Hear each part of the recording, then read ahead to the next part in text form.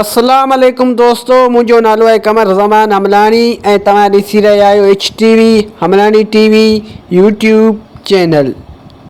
जीअं त दोस्तों तव्हां सभिनि खे ख़बर आहे त मां सिंधी ड्रामो ज़हर ज़िंदगीअ ते अॻु में बि काफ़ी सारा वीडियो ठाहे चुको आहियां ऐं जंहिंमें मां टोटल 399 मिस्टेकूं अॻु में ई ॾेई चुको आहियां ऐं अञा बि हिन ड्रामे में काफ़ी सारियूं मिस्टेकूं आहिनि। तंहिं करे हिकिड़ो ॿियो वीडियो मां हिननि मिस्टेकनि ते ठाहे रहियो आहियां। यादि रखिजो दोस्तों त हीअ मिस्टेकूं सिर्फ़ु फिल्मी मिस्टेकूं आहिनि, न कि पर्सनल मिस्टेकूं आहिनि। तंहिं करे हिननि मिस्टेकनि खे पर्सनल न वठिजो। उन खां अलावा जेके बि दोस्त अॼु ताईं मुंहिंजे हिन चैनल ते नवां पिया अचनि उन्हनि खे मुंहिंजी गुज़ारिश आहे त मुंहिंजे हिन चैनल खे सब्सक्राइब करे ऐं बेल जे आइकन खे ज़रूरु दॿाए छॾिजो ताकी हिन क़िस्म जा वधीक वीडियो तव्हां ताईं बर वक़्तु पहुचंदा रहनि। त दोस्तों हाणे हलूं था पंहिंजे अॼु जी वीडियो जी तरफ़।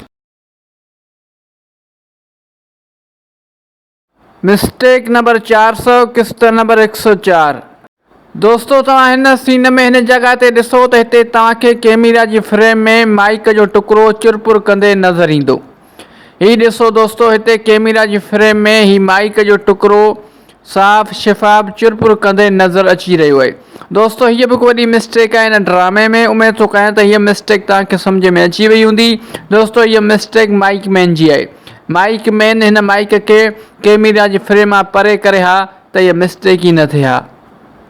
मिस्टेक नंबर 401 किस्त नंबर 104। दोस्तों हिन सीन में तव्हां ॾिसो त हिन वक़्तु रईस गफ़ार ख़ान कैमरा में निहारे रहियो आहे।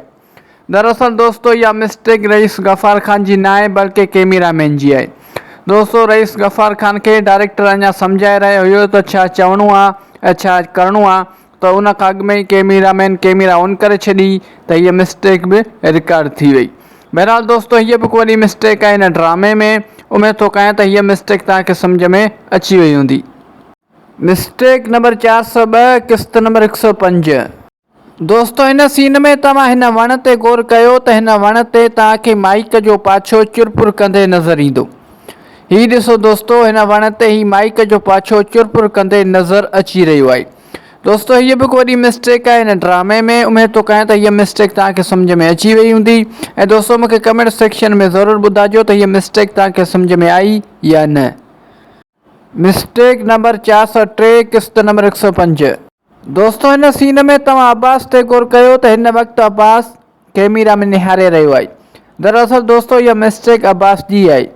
दोस्तों हिते डायरेक्टर हिननि सभिनि खे इहो सम्झाए रहियो हुयो त तव्हांखे छा चवणो आहे ऐं छा करिणो आहे, त ही बाक़ी सभु पंहिंजे सीन में लॻी आहे, पर अब्बास जो ध्यानु अञा कैमरा में ऐं डायरेक्टर में हुयो त हीअ मिस्टेक बि रिकॉर्ड थी वई। बहरहाल दोस्तों हीअ बि वॾी मिस्टेक आहे हिन ड्रामे में। उमेद थो कयां त हीअ मिस्टेक तव्हांखे सम्झ में अची वई हूंदी। मिस्टेक नंबर 404 किस्त नंबर 105। दोस्तों हिन सीन में तव्हां गौर सां ॾिसो त हिन वक़्तु राणे जे कुल्हे ते को बि रूमाल नज़र कोन थो अचे। दोस्तों हिकु दफ़ो तव्हां ॿिए ॾिसो त हिन वक़्तु राणे जे कुल्हे ते को बि रूमाल नज़र कोन थो अचे। ऐं दोस्तों सिर्फ़ु ऐं सिर्फ़ु 5 सेकंडनि खां पोइ जॾहिं हीउ सीन थो अचे त तव्हां ॾिसो हाणे वरी राणे जे कुल्हे ते ई रूमाल आहे। दोस्तों तक़रीबन 5 सेकंड पहिरियां राणे जे कुल्हे ते को बि रूमाल कोन हुयो, त दोस्तों सिर्फ़ु ऐं सिर्फ़ु 5 सेकंडनि खां पोइ ही राणे जे कुल्हे ते रूमाल किथां आयो। सिर्फ़ु ऐं सिर्फ़ु 5 सेकंडनि जे अंदरि रूमाल किथां आयो। बहरहाल दोस्तों हीअ बि वॾी मिस्टेक आहे हिन ड्रामे में। उमेद थो कयां त हीअ मिस्टेक तव्हांखे सम्झ में अची वई हूंदी।